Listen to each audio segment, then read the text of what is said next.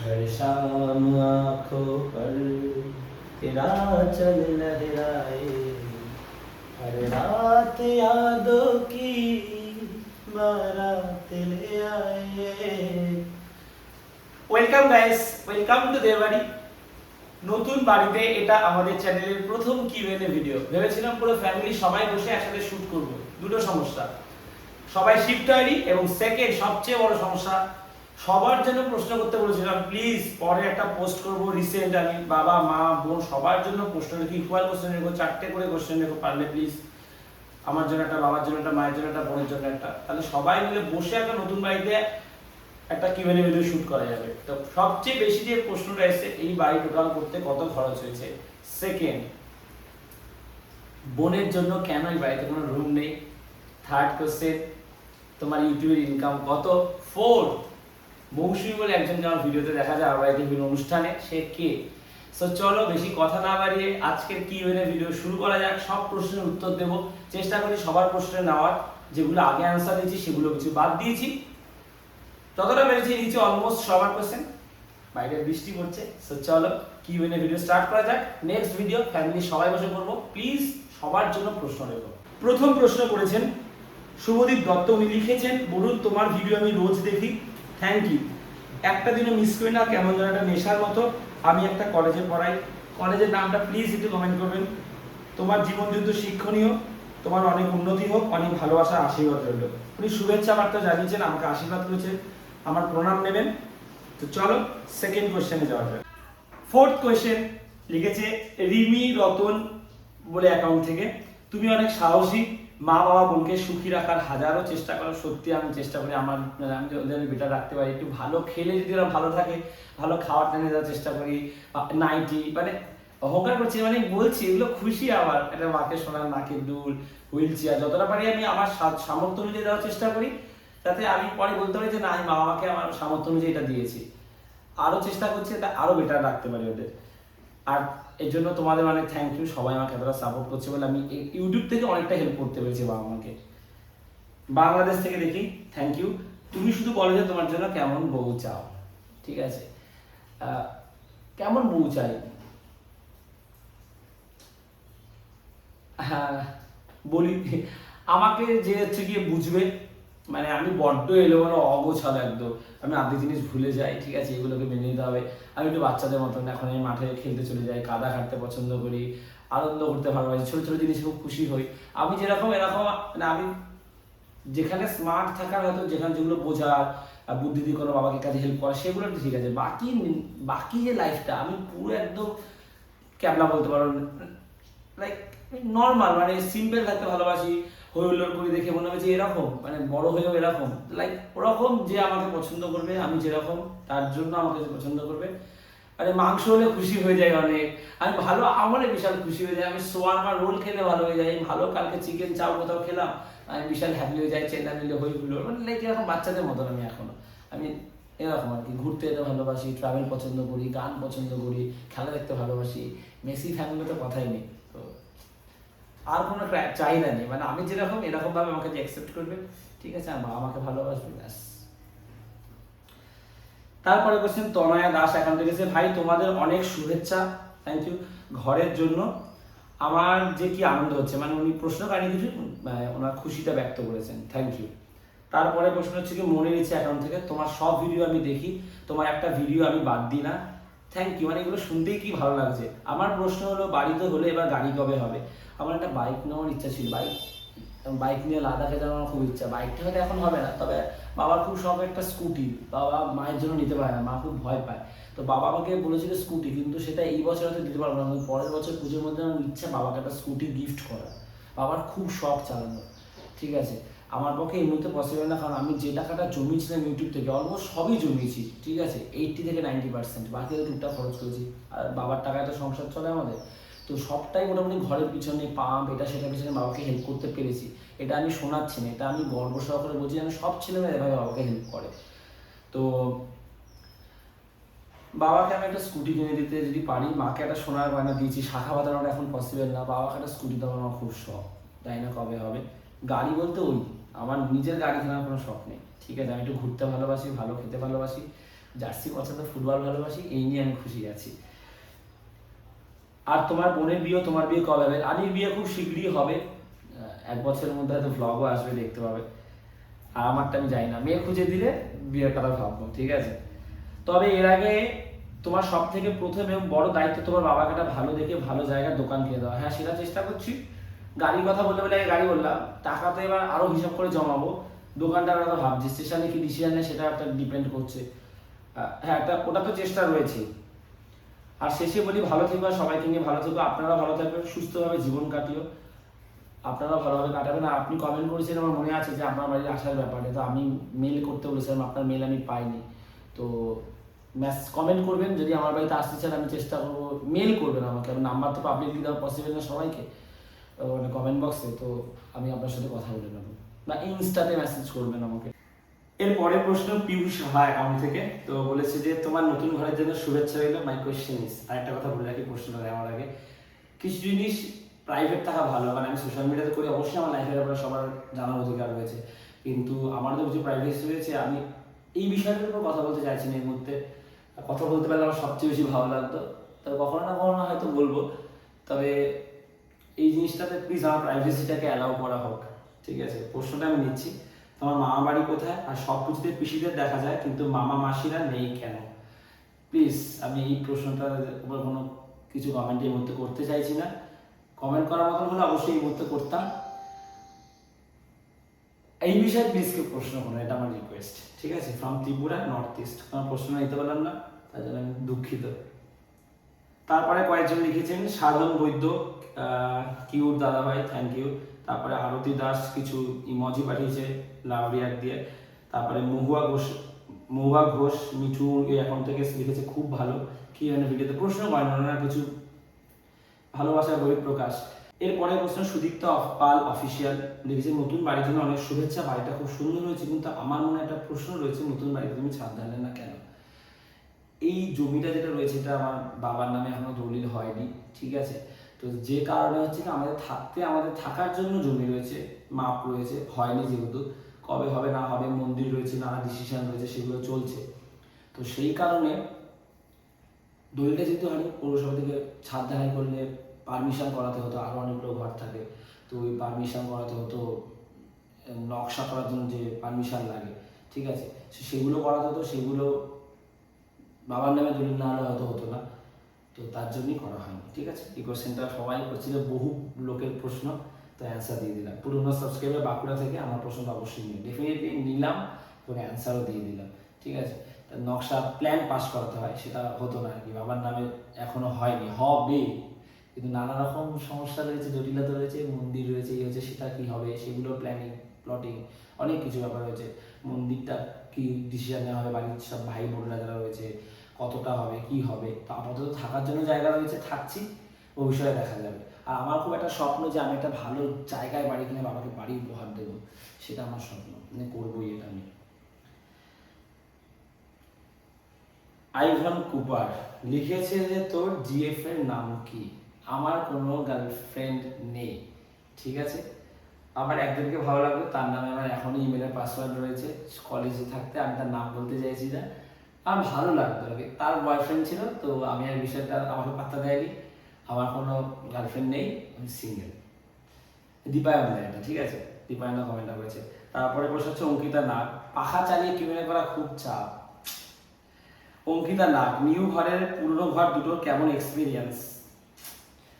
ওটার মধ্যে একটা ইমোশন ছিল, এটার মধ্যে একটা আবেগ রয়েছে, মানে আমি বাবা কষ্ট করে করেছে, আমি ওটাকে কখনোই ওটা বলবো না যে, দেখো টাইটেল থাম্বনেলের জন্য হয়তো আমাকে লিখতে হয় যে কষ্টের পুরো বেড়ার বাড়ি থেকে আজকে এত সুখের বাড়ি, অবশ্যই এটা কমফোর্ট রয়েছে, কিন্তু ওটার মধ্যে বাবার যে পরিশ্রম, বাবার যে স্নেহ ভালোবাসা, সেটা অনেকটা ছিল। বাবা ওই সময় দাঁড়িয়ে ওটাই বাবা সবথেকে বেস্ট দিতে পেরেছে, আমাদের পড়াশোনা শিখিয়েছে, বোনকে বোন পড়াশোনা শিখিয়েছে, তারপর মায়ের জিনাতরা গেল, তো বেড়ার ঘরটার মধ্যে একটা ইমোশন ছিল, আমি কোথাও যেন মিস করি। আমি পুরোনো ব্লগগুলো দেখি, ভাবি যে আমরা এরকমভাবে ছিলাম, এই সেই, হ্যাঁ বৃষ্টি হলে অসুবিধা হতো, জল পড়তো, চিংড়ি পোকা উঠতো, ঠিক আছে, ওটাও একটা ভালো লাগার জায়গা ছিল, কোনোদিনও অসুবিধা হয়নি, খাওয়া পড়াতে বা কিছুতে সেটা মনে হয়নি কষ্ট।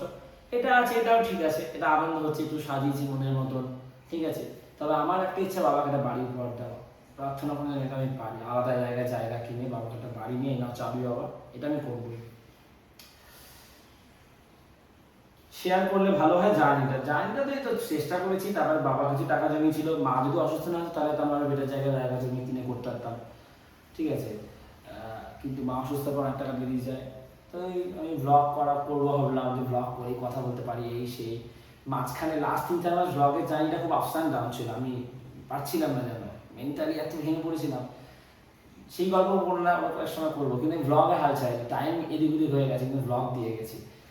যাই হোক, এই ছিল, মানে ভালো লাগছে এখানে এসে, খুব আনন্দ লাগছে যে ভালো বাড়ি হয়েছে। মা সবসময় বলতো যে আমি মরে যাবো এই বেড়ার ঘর থেকে, বাড়িটার জন্য তাড়াহুড়ো করে করা, প্ল্যান পাস করানো হয়নি, কিছু আমি ছাদ ঢালাই হয়নি, আর হয়তো সময় লাগতো সব দলিল ফলিল হতে।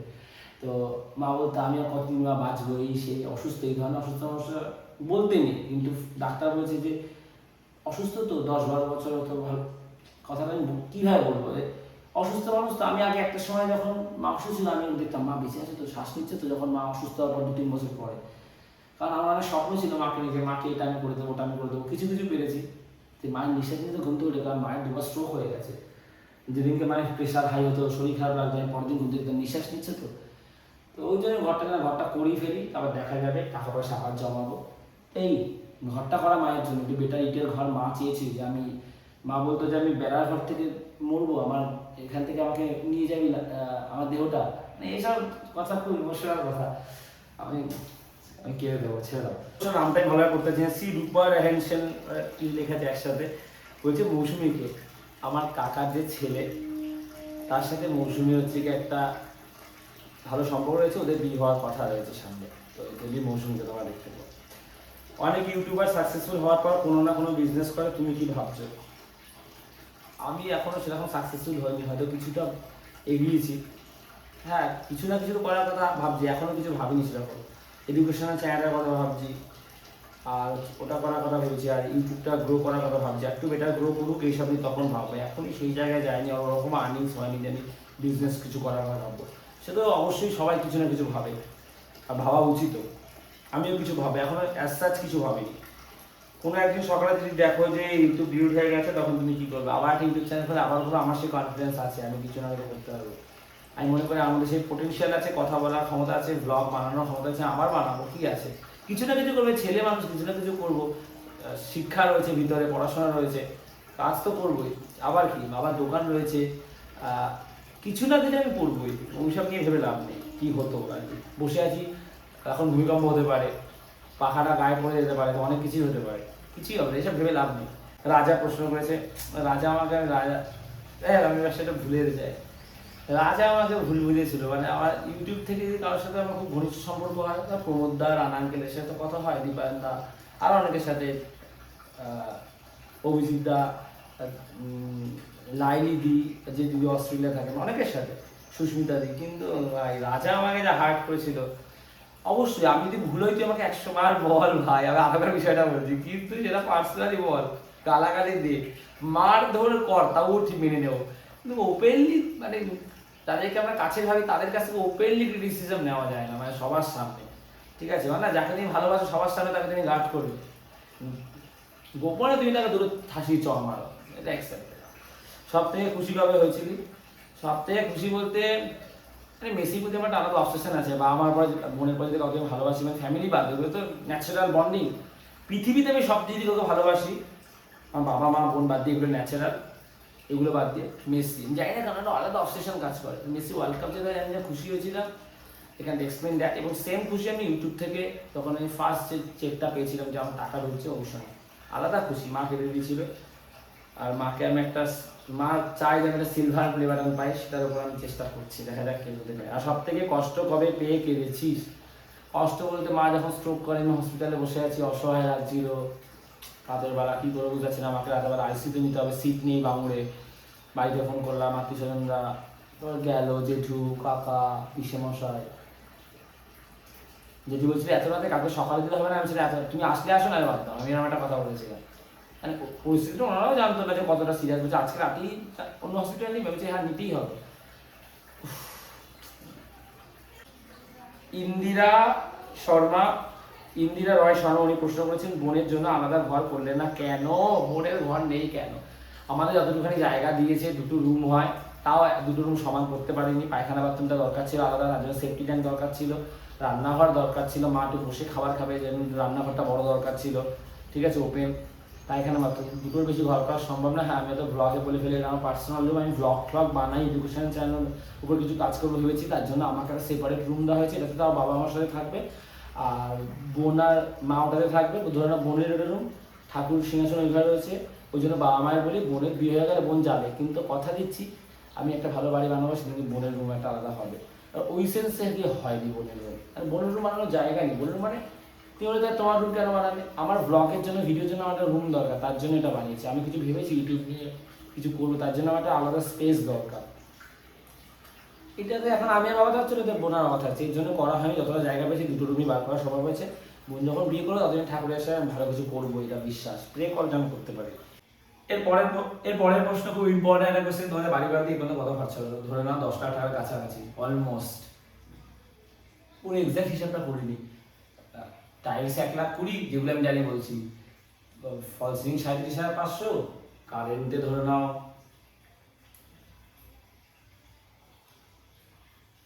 40-50,000 কাছাকাছি, 30-40,000 সব মিলিয়ে মজুরি ফুজুরি হবে হয়তো। গ্রিলে 36,000, কাচে 25,000 কাছাকাছি, রঙে 20-25-30,000 টাকা মতন, এরকম। হ্যাঁ, 10 লাখ টাকার কাছাকাছি ধরে নাও, ঠিক আছে। অমর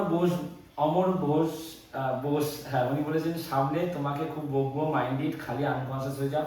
আনকনসিয়াস হয়ে যায় কারণ আমি মনে করি যে যারা খারাপ, আমি পড়েওছি, যারা খালি এটার সাথে চিন্তা করে তারা সবসময় আনকনসিয়াস হয়ে যায়। আমি এত ব্লগ ভাবছি কীভাবে শ্যুট করবো, এটা ভাবছি সেটা ভাবছি, টাকার কথা, এটার কথা, সেটার কথা ভাবতে ভাবতে আমি ভুলে যাই। ছাতা দিয়ে আমি কত হারিয়েছি, সাইকেল হারিয়েছি, ফোন ফেলে আসি। আমি মাঠে একবার ফোন ফেলে চলে এসেছি, বিকালে গিয়ে নিয়ে এসেছি, সে ফোনটাকে চুরিও করেনি, কিপ্যাড সেট ছিল তখন আমার।